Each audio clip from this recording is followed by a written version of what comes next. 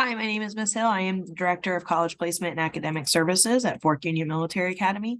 This is our audio newsletter, The Next Stop.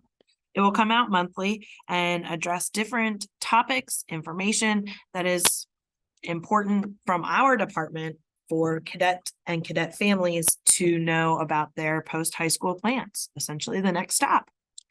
So today I'll be giving you information on important upcoming dates, advisory topics and upcoming advisory dates, information for seniors, information for juniors, and information for sophomores and freshmen. First and foremost, for important dates, SAT registration. This applies primarily to the juniors. Juniors, if you are wanting to take the SAT this spring, please note the SAT spring administration dates. If you want to register, you must go through collegeboard.org in order to complete the registration and the payment. So March 11th, we are on spring break. You need to register for the test by February 10th. While you're registering, it will ask a zip code for where your location is that day. Put in that zip code for your location and it will populate a list of schools that are national testing sites near that zip code. If you want to take the test at FUMA on May 6th, we are administering the test here that day. You must register by April 7th.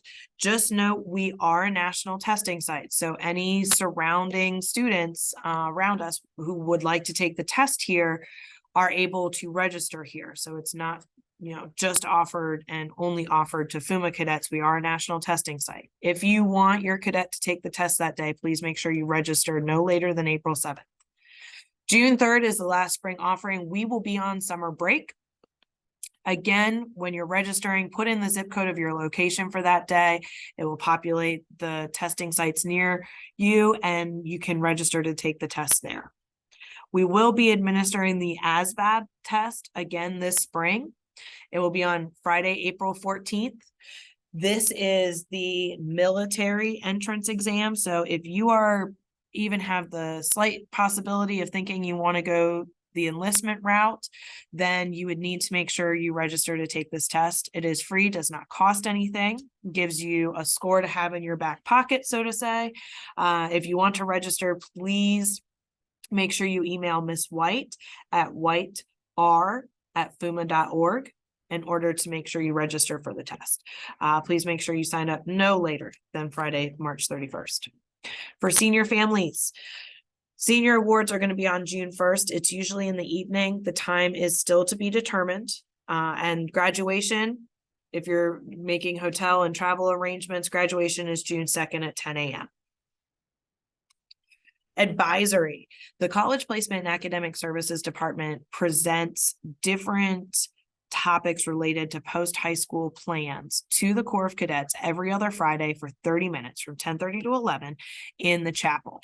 And so far this year, we've covered topics that have had to deal with some topics here at home for FUMA to make sure they're helping build their resume for post-high school and then post-high school plans. So FUMA's honor code, FUMA's types of diplomas and graduation expectations, FUMA's honor roll, dean's list, president's list, the different enlistment opportunities, types of post-secondary education, an overview of service academies, an overview of senior military colleges and ROTC scholarships, and an overview of College Board, PSAT, SAT, and ACT. Our upcoming dates are going to focus on scholarships and financial aid. On January 27th, we'll focus on academic scholarships, and on February 24th, we'll focus on athletic scholarships. So scholarships are a very cumbersome and overwhelming, tedious task, and there are a plethora of scholarships out there. There is not a one-size-fits-all. Certain scholarships have certain requirements, or an applicant must have certain credentials to be able to apply.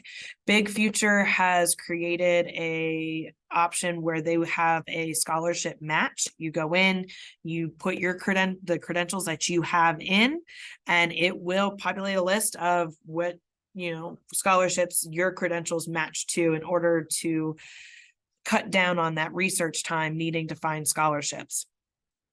Our seniors, just as 2 weeks ago, have earned over $1 million in merit scholarships. Merit scholarships are different from the academic scholarships. I'll go over this with the cadets on Friday, but merit scholarships is when an applicant applies and the school reviews their transcript, grades, GPA, course rigor, and SAT scores if they've submitted them. Depending on how strong that is, the school may reward them for the hard work in high school with a merit scholarship. Seniors, speaking of scholarship offers, please make sure you are sending all admission decisions and scholarship offers to your appropriate college counselor. Last names, A through K, you send them to me, Miss Hill. Last names, L through Z, you send them to Dr. Benson. Please make sure you are submitting the official documentation for all decisions, whether it's admitted, waitlisted, deferred, denied. And please make sure you're submitting the official documentation for scholarships. So you can forward the email that you receive from the school. You can take a screenshot if you have to log into the school's portal. If a packet gets sent home, you can have someone take a picture and email that picture to us or to you to send to us. But we have to have the official documentation. Unfortunately, we cannot accept an email that says I got into Coastal Carolina with no official documentation. We do use this information for data purposes. So the different types of acceptances: admitted, yay, congratulations, you got in, woohoo. The college or university is now holding a spot for you for the fall of 2023. Waitlisted, what that means is that's a maybe. So the school may have already offered its percentage or allotted number of mission offers to the class for the class of 2027, those enrolling for fall of 2023. So now you're on the wait list, which is a kind of like a queue, so to say. You just have to wait for someone to decline their offer before the school can offer you acceptance. Or the school needs additional information from you. So maybe they need an addition, updated transcript, extracurriculars. With being waitlisted, you will not know the school's final decision until after May 1st. May 1st is National Decision Day. It is the day all colleges require students to put down their deposit and commit or declare that this is the school they will be attending in the fall. Once that school knows how many people are committed, then that will allow them to know how many people they can pull off the wait list. So again, not a yes, not a no, but it's a maybe. Deferred, you're going to receive this if you've submitted an early action or early decision application.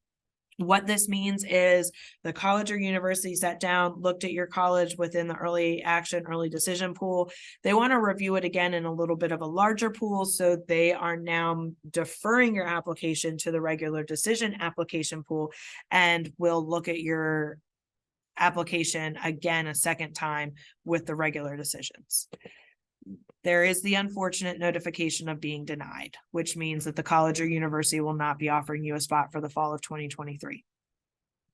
What to do if you get waitlisted? Follow the instructions from the college or university. If you want to be on the wait list, make sure you let the college know that you're accepting the waitlist position. If you don't want to have to wait until after May 1st, then you can let the college know you want to deny. Accepting or denying the spot on the wait list does not commit you to accepting an offer if you get pulled off. Choose an alternate plan or a backup plan. Don't have all your eggs in one basket, or other schools that you're interested in applying to, or do you have another path you want to go? So just make sure you have, an alternate plan. Improve your application, continue to get strong grades, awards, accolades, leadership roles, extra credit involvement. Continue to make sure that you're allowing yourself to stay as a strong competitive applicant. Your senior year grades is what colleges have as an insurance policy on you. So if the grades start to dip around where senioritis usually kicks in, anywhere from now into May, and your grades start to decline, and you've received an offer of admission from a school, that school can actually rescind their offer if your grades start to go down. So make sure your senior year grades, that's the insurance policy. So give them a good a good policy to feel comfortable about. Write a letter of continued interest to the admissions office. This will continue to show the seriousness you have about attending the institution. And the most difficult is going to be to stay patient, because you will not know until after May 1st. Well, what to do if you're deferred? Very similar to what you're supposed to do if you're waitlisted. The difference between being waitlisted and deferred is deferred, your application is getting a second look. So writing a letter of continued interest shows your seriousness about attending that university or institution. You can also follow up with the admission office, send them an email to see how your application is progressing. Ask if they need any additional documents in order to have a full application for review. And again, most difficult part is to stay patient.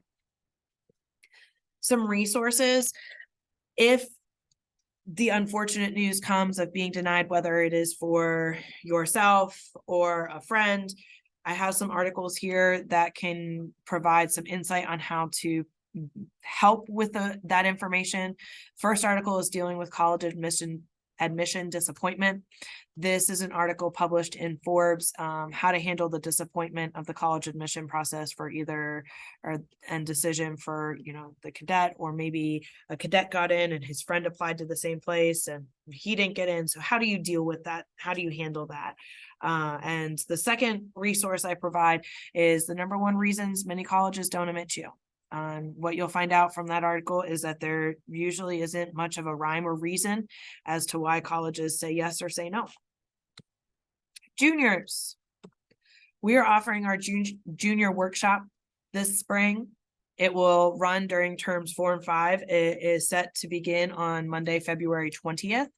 It will run Monday and Wednesdays during the teacher's 45-minute planning period. This is only open for junior cadets. So what does that mean? That means that next academic year, the juniors who will be seniors, you will be returning on September 5th. And your college application deadlines are going to start very quickly. If you're looking at early decision or early action, those begin October 15th. So that gives you a little less than a month to get what you would need put together and submitted to meet that deadline. So the workshop is helping you prepare for the SAT or ACT, giving you some test strategies and practice. And we will also do some college application prep, give you some insight for your college essay, how to get that started, how to secure letters of recommendation, how to handle any supplemental writings that colleges require. And we will also be offering scheduled college visits. Again, the scheduled college visits will be optional. You're not going to be forced to attend if you do not want to. That just puts a negative taste in mouths to the process. But if it is a college visit that you want to attend, you're welcome to sign up and come with us. The registration deadline is February 14th. It's a Tuesday after the Super Bowl, after winter break. It's also Valentine's Day. Please make sure that you submit your payment prior to the start date of February 20th. Okay. I have talked about the SAT a few times. The SAT is still at some schools considered test optional. Some schools are still deciding as to whether or not they want to remain test optional or go back to requiring the SAT. So because of that uncertainty, we strongly encourage every cadet to take the SAT at least once in order to have a score in their back pocket. We don't want a cadet to get into a situation next year where it's mid-December, they've decided, hey, I really want to apply to this school. I didn't think about it before and I really want to do that. And that school requires scores.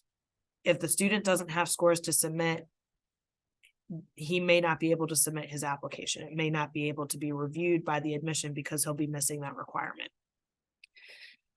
Or if he waits until his senior year to take it in October, that's one of the last dates. So there's not a lot of time to retake it if needed to raise a score. So taking it at least once in your junior year kind of gives you a little bit more breathing room your senior year. If the SAT, you have a very strong score and the schools that you're looking at, your SAT falls right in that 50% range, That can help increase the competitiveness of your application, whether the school is testing optional or not. Having a very strong SAT score can increase the strength of your application. It can also increase merit scholarships. As I talked before, merit scholarships are based on grades, GPA, course rigor, courses that you've taken throughout high school, and your SAT score, and schools will reward you with scholarships, merit scholarships. So just make sure you're researching the schools you're interested in, making sure that if they are test optional, or if they do require the SAT, some schools won't make the decision for next fall until midsummer. So again, it's always a good idea to have an SAT score in your back pocket. All right, so what can you be doing now as a junior? Start researching schools of interest. College Board is a wonderful resource when it comes to the steps of the college process. One of the steps they have is doing a college search and building a list of 6 schools that you're interested in. Not only are they a wonderful resource, but once you complete certain tasks, like creating a list of 6 schools you're interested in, it will automatically put your name in the running for several $500 scholarships a month, and possibly 2 $40,000 scholarships that you can earn just by going online and creating a list of 6 schools. So if you are interested in a resource, that is a really good one that has a lot of positive possibilities. When you go into College Board, you can narrow down your college search by specific criteria: the location of the school, the size, the type of school, tuition costs, the major area of interest, what sports they provide, what club sports or what clubs, etc. You can narrow it down pretty specifically.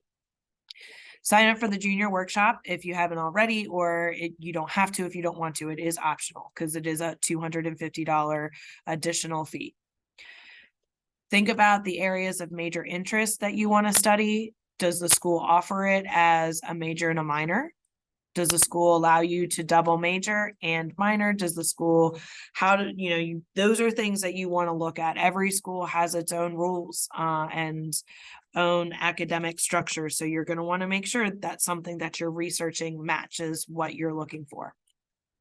Start looking at planning college trips during spring break, over the summer. It is very true that when a cadet will step onto campus, he will realize, yes, this is where I fit, or no, it's not. It might be too big, it might be too small, and just like Goldilocks, it could be just right. From my personal experience, I'm from Pennsylvania. I wanted to go down and look at Virginia Tech, and we got as far down 81 as JMU. When I asked my parents, are we there yet? My mom said, nope. I said, okay, no, I don't want to go here. It's too far. So those are the types of realizations you have in the college trip visits. You start to learn if it's going to be a good fit for you.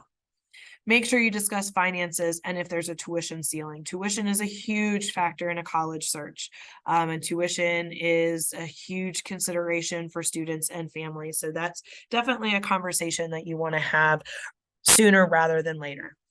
Continue adding to your resume, extracurricular involvement, strong grades, leadership, if you have a summer job. Just so you know, when colleges look at your extracurricular involvement, your leadership roles, or if you've had a summer job, it helps them see character traits about you. So if you babysit over the summer, what that might tell an admission office is that a family trusts you to care for their children, which is a pretty big trust. They find you responsible enough, you're mature enough. If you're doing several jobs, you might have time management. So something as little as just, putting on your resume that you babysat for a summer does have some insight, does provide the college admission insight into who you are.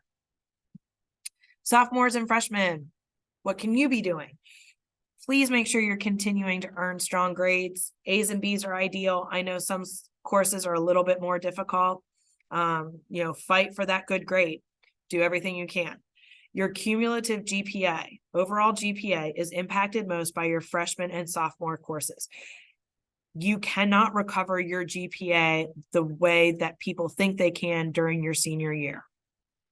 What I mean by that When you go into a course and the course has just started, you don't have any assignments on the assignment sheet. If you do really well on those first assignments, your grade stays right at the top.